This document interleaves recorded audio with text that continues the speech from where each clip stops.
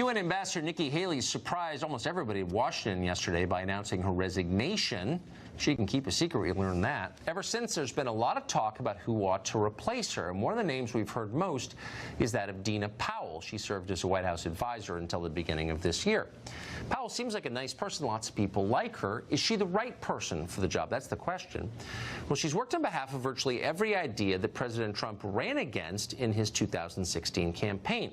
Trump, you remember, said it was time for America to act on its own behalf for once internationally and to avoid pointless and counterproductive wars. Are those Dina Powell's views? They are not.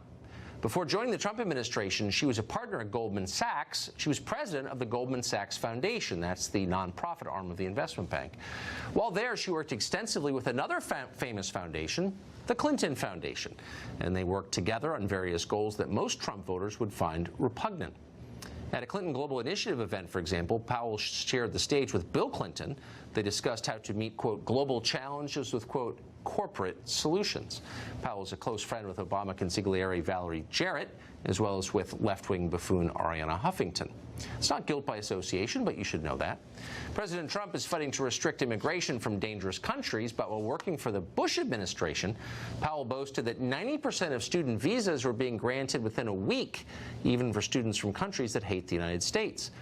She also once said that a major flaw in American diplomacy to the Islamic world is that we talk too much and we need to, quote, listen more.